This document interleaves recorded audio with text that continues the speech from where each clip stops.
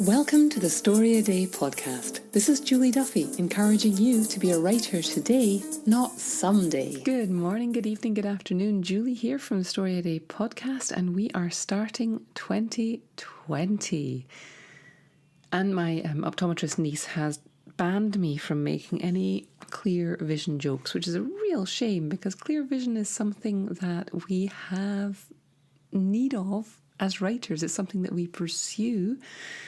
But I'm not going to talk about that so much today. I'm going to talk today about habits because something I've noticed over the 10 years that I've been focused on Story a Day. Yes, you're going to hear that a lot because this is the 10th anniversary year for Story a Day May. But that means that I've been thinking about this stuff and trying to build a writing practice for 10 years at least. And I've been trying to help other people build and develop their writing practice for 10 years. And over that time, I've noticed a few things.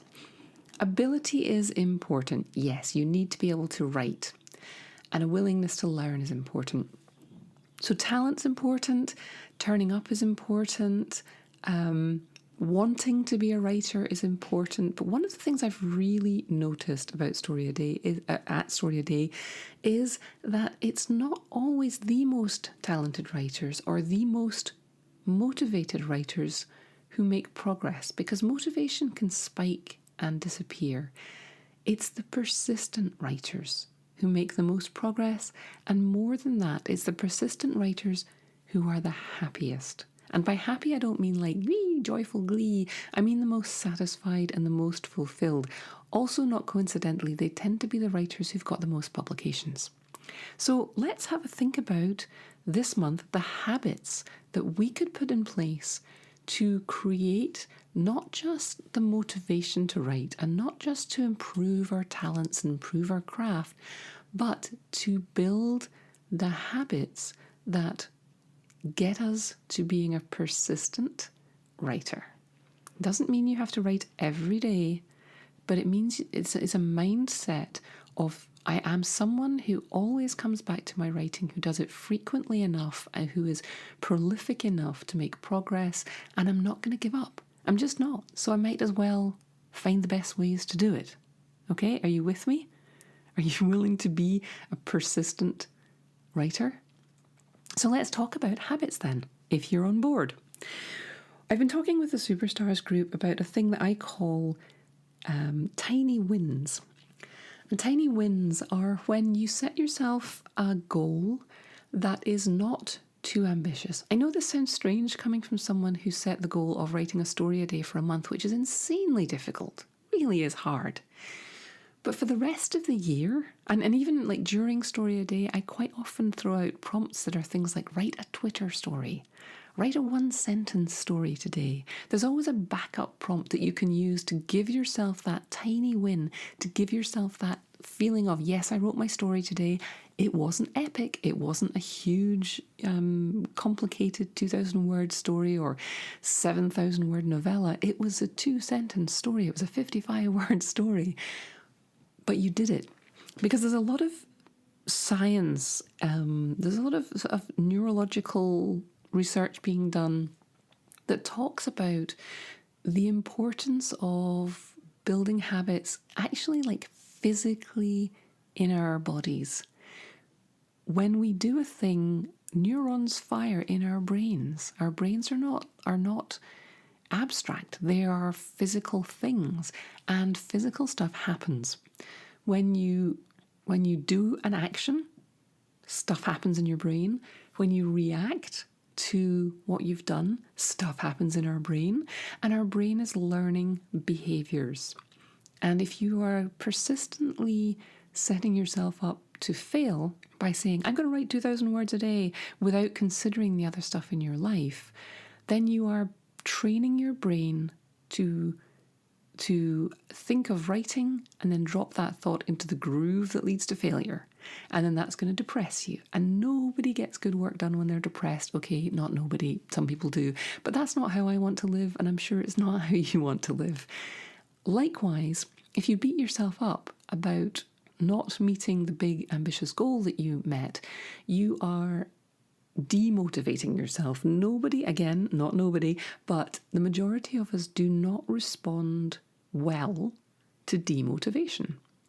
We respond generally when people expect better of us.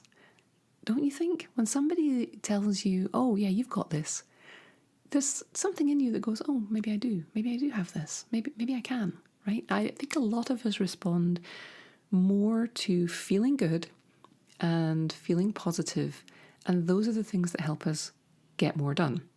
It's one of the reasons I'm so relentlessly optimistic here at Story a Day, and in general. I generally am a relentlessly optimistic person. And it's one of the ways that I shape the challenge. I always have a rule that you should challenge yourself during May to write more than you think you can. It doesn't have to be a story a day, but you should challenge yourself to write a little bit more than you can for the limited time of the period of the challenge. And then you are not encouraged to give up, but if you do have days where you miss your target, I always say move on, never try and catch up. If you are going to try and write 31 stories in May, never try and write story 7 on day 8. Just move on. Just accept that day's gone. It doesn't mean you failed. It means that you didn't write a story yesterday, that's all. So the idea of the tiny win is that you pick a tiny goal, like maybe sitting down at your desk on a writing day, maybe reading over yesterday's story.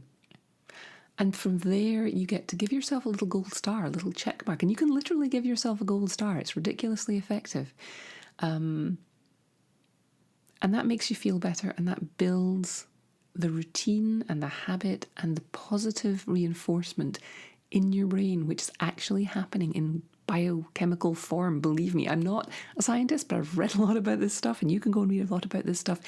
It really is real, and serotonin happens, and dopamine, and all these things flood your brain, and so you want to reinforce good habits. So to picking a tiny habit and calling that a win.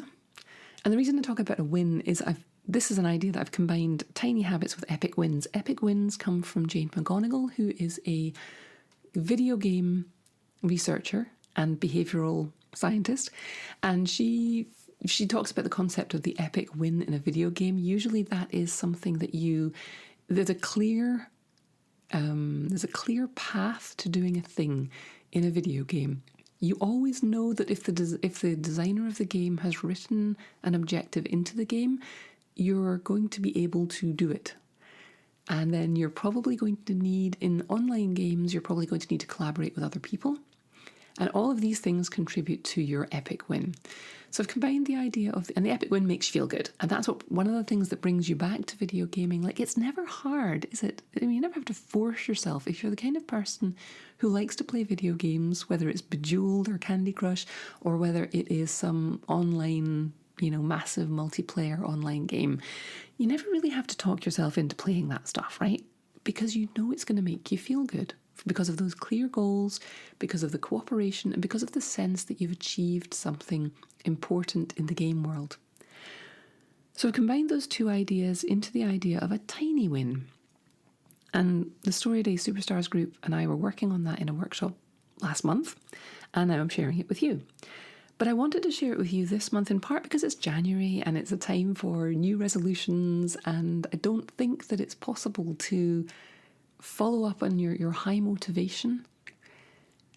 You might be motivated to write, you might be trying to build in the ability to write, maybe you've set your desk up, maybe you've got new notebooks ready, but there's a couple of other things that need to happen for the behaviour to happen. And one of the things that happened for me is that a new book came out by BJ Fogg, who's the guy who talks about tiny habits. And he's a Stanford researcher, and he's got this new book, which is like 300 pages of dense information. But it starts off by talking about the Fogg behavioural model, which he says applies to everything. And it's a way of making the behaviours that you want to happen. So wanting to write is a thought, an idea. Sitting down to write and actually writing is a behaviour. And he invites people in this book to learn the model by explaining it to someone else. And since I'm only a few chapters into the book, I'm not an expert on this stuff, but it really resonates with everything that I have ever felt and discovered about creating a writing practice. So I'm going to try and teach you the Fogg behavioural method as invited to do so in this book. And there's, if you go to storyaday.org/episode 150, you will see the diagram that goes along with this, but I'll try and describe it in audio form for you. So I'm going to take 2 minutes now to explain the Fogg behavioural model, which will help you take behaviours that you want to implement, for example, writing, and figure out where the break is when you're not doing it, and what you can do to increase your chances of enacting the behaviour and the habit that you want. Okay? So the Fogg behavioural method model, he says behaviour happens when 3 things come together at the same time. Motivation, we all know about that, it's January, we're talking about new resolutions. Ability, and a prompt. You can visualise the model in 2 dimensions by drawing kind of a graph, like if you're not a statistics person, I'm talking about a big L, right? Big L with some numbers in it. Along the vertical axis, so the up and down of the L, is the level of motivation for your behaviour or habit. It can range anywhere from high at the top to low down in the corner there. Along the horizontal axis is your ability to do a behaviour, your ability. That's also a continuum. On the right, way out there, you've got a high ability. I'm able to do this, it's easy. On the left, back in the corner there, are behaviours that are hard to do. Suppose you want someone to donate to the Red Cross. If they've high motivation, a big disaster's just happened and they feel terrible about it, it's easy for the person. And if it's easy for the person to make that donation, their dot on this graph will be right up in the top right corner of the model. When a person gets prompted to donate and they're up here, it's easy and their motivation is high, they will donate. In contrast, if someone has low motivation to donate to the Red Cross, they've heard something bad about the organisation, or they don't really care about the disaster that happened, and if it's hard to do, you've got to write a cheque and get it countersigned by somebody, they'll be down in the bottom left corner of that graph. And again, you can go to storyaday.org, episode 150, to see this graph. So if somebody's down here in the bottom left corner, if they get a prompt, they see an ad on TV, they're not going to do the behaviour, they're not going to make the donation. Maybe because they don't like the organisation, maybe because they haven't got their checkbook handy and they don't have a stamp. It's just not going to happen. So there's a relationship between your motivation and your ability. And that's the curved line called the action line on the graph. And if you haven't looked at the video, if you're just picturing this in your head, the curved line's going from the top of the motivation axis, curving down towards the far end of the ability axis. Looks like a sideways smiley face. So if someone's anywhere above that line, when they're prompted to do a behaviour, they will do it. So their motivation is high, it's easy to do, they see a prompt, they will act, they will do the thing. In this case, donate to the Red Cross. However, if they're below the action line when prompted, down in that little left corner, so it's hard to do and they don't really want to do it anyway, then they're not going to do it, even if they see a prompt, a heart-rending ad on TV. So if someone is below the action line, if you're below the action line, you're not motivated or it's hard to do something, you need to get yourself above that line for the prompt to instigate the behaviour. So either you need to increase your motivation, or the behaviour needs to be much easier to do, or both. Now, the example he gives in the book is that he was on some kind of gym equipment just after the Haiti earthquake, and he wanted to donate to the Red Cross. He was intending to donate to the Red Cross, and when the prompt came, he saw an ad or a text message popped up on his phone saying, please donate to the Red Cross. Now, if they had required him to go to a website and fill in his name and address and his credit card number, which was, not on him at the time, he wouldn't have donated. The prompt, even though his motivation was high, he wouldn't have responded to the prompt because it was hard. And that put him below the action line there. Luckily for the Haitians, I guess, he was prompted just to reply to the text message, and then the money would come off his phone bill and he didn't have to do anything. And so he's sitting there on a gym bike and able to just hit reply and donate right there and then, because not only was his motivation high, but the organisation had made it easy for him. So when the prompt appeared, he was able to act. So it's this combination of motivation, ability, and a prompt will make things happen. In summary, he says this model applies to all types of human behaviour. So when the motivation and your ability to do a thing and a prompt come together at the same moment, that's when a behaviour will occur. If any of the three elements is missing or low, the behaviour probably won't happen. So let's think about how that works with Story a Day. A lot of you have told me that you have been able to write a story every day in May and every day in September, and yet outside those 2 months, you struggle with writing regularly. Now, I think I always thought that some of it was just, it's easy to do a thing for a short amount of time, and you do need to refill the well and all these things. But if you're frustrated by your ability to write at other times, let's look at what Story a Day May does for you and how you can replicate that at other times of the year. So if you think about it, I make a big deal about Story a Day May. It's a big event. It sounds like fun. You're going to be involved with other people. You're going to set yourself this goal, and I tell you can do it, and I believe you can do it. And so your motivation is very high, probably like it is at the moment here at the beginning of the year, because it's January and it's a fresh start and clean slate, and you're going to do all the things right this year, right? So then, because you're highly motivated, and in the weeks leading up to Story a Day, I've been giving you worksheets to think about how you're going to write and where you're going to write and when you're going to make time for it and what behaviours you're going to put in the rest of your life to fill the gaps. So I have worksheets where I tell you, what jobs are you going to delegate to other people for this month? How are you going to answer people who ask you out for a night out when you've scheduled off that time for writing? So I spend a lot of time before the challenge giving you exercises where you can put yourself in that position and create the ability to do the job. I ask you where you're going to write, what you're going to write with, when you're going to write, how you're going to get around opportunities. I encourage you to collect story sparks so that when you sit down to write on the 1st of May, your motivation is high and your ability to write is probably high because you've pictured all those things, you've made space in your life, you've created time in your life, so you've got a high ability to get a story written that day. But the third thing that happens in May is that I send you a prompt every day.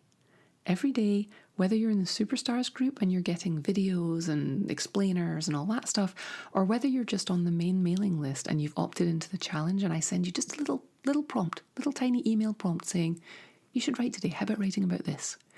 Every day at the same time you get a prompt from me, and you've already put in place your ability to write, and your motivation is high because you've made the challenge public and you're in a group with other people and you feel some accountability to them. So that's why Story a Day works and why you do more writing in May or September than you do when you're trying to do it on your own. It's a behavioural model. How about that? We didn't even know we were building a Stanford approved behavioural model, but we were. Okay. That's a lot of information, but can you see it? Can you see what's going on when Story a Day works for you, or when NaNoWriMo works for you, or when turning up at a writing sprint works for you, or going to a group where you all sit in the same room works for you, or when you've got a deadline works for you? They all work because they fit into this model. Your motivation to get the thing done is high. Your ability is somewhere on that spectrum, and you've got a prompt. You've probably set, if you're working by yourself, you've probably set yourself an alarm or you've put a date on your calendar. And so, again, these are kind of sliders. If your motivation isn't super high, then you may need to make it super easy to get your work done. So have your work in progress sitting on your desk, ready to go for when you get home from work or have cleared up after dinner and that's your writing time. When you open up your computer or open up your notebook, it should fall open to the page that you want to work on. You've got to make it super easy for yourself. If your motivation is high and you've done all those things and you're still not getting it done, find some way to get a prompt into your life. Join the challenge, or ask a friend to follow up with you, or set a reminder on your phone, or make an appointment in the calendar. So all of these things are sort of sliders. You're never going to have the perfect balance of all three. You're not never. I keep saying never. You're not never going to have the perfect balance of all three, but you can't count on having the perfect balance of all three things: motivation, ability, and ease. And a prompt. Sorry, ability and ease are the same thing. So I do want to talk to you more about how to troubleshoot each area of this, but I'm not going to do that right now because I've already been talking for too long and I've thrown a lot of information at you. But what I would encourage you to do is go to thestoryaday.org/episode 150 page, look at that post, look at that model, maybe draw it out for yourself. And as you go through the next week or 2 weeks and you're trying to build whatever habit that you are trying to improve, I'm sure, even if you don't do New Year's resolutions, I'm sure you have not been able to escape this sort of societal pressure to think about what you want to improve at this moment. And, in life, we're always trying to improve ourselves, do things better, be our best selves, achieve more, be more fulfilled. So as whatever you are doing that you have to do, anytime you feel some reluctance to do the thing, take a look at this model and look and ask yourself, which of the three factors is lowest, and how could you boost it, or how could you compensate for it? So if you want to get up and write first thing in the morning, but instead of jumping out of bed when your phone beeps at you and running to your desk and joyfully writing, you are picking up your phone and checking email and then getting sucked into that. And then the half hour that you had assigned to writing is suddenly disappearing, and you need to get the kids out, and or you need to get to work, or whatever your needs are. In that example, maybe don't use your phone as your alarm clock. Use something else as your alarm clock and leave your phone somewhere else. So that when you hear the alarm and you get up, there's nothing to distract you, and all you do is go to your desk and write your morning pages or write the next chapter of your book. It's one of the reasons I think that people do recommend writing in the morning, because it's easy to stack that habit. When I get up and I put my feet on the floor, I walk to my desk, I open my computer, I start writing. If you can stack your habits on top of each other, it's easier because you've got the prompt, the trigger. When I put my feet on the floor, I go to my desk and write. If you don't have that trigger and you just sort of have this woolly sense that you're going to write at some point today, you're not going to have that prompt and you're not going to do it. No matter how high your motivation is or how easy it is, if you don't have a rock solid prompt or a trigger to build on, you're not going to do it. So that's why a lot of people write in the morning, I think. Not that they're morning people, but just it's easier to create a trigger. But it's easy to create a trigger at other times of the day, and that's what I'll talk about in a future podcast. And we'll troubleshoot some of these areas together. And if you want to leave a comment at the blog, storyaday.org/episode 150, you can leave a comment and tell me, as you look at this model and go through the weeks, come back and leave a message and tell me what it is that you struggle with. What's your day like? Why do you think you're not writing? Or when do you intend to write? If it's not happening, leave me a note telling me that, and then maybe we'll troubleshoot that on a future podcast. Okay, I've really talked way too much today, and I'm going to cut this off now. And next time, I'm going to bring you a little bit of a break from the whole habits thing. I'm going to bring you a podcast next week, which is all about constructed languages and using languages in your work which aren't necessarily natural or real languages that we are familiar with. It's a fascinating topic, and especially for people who are working in science fiction or fantasy worlds.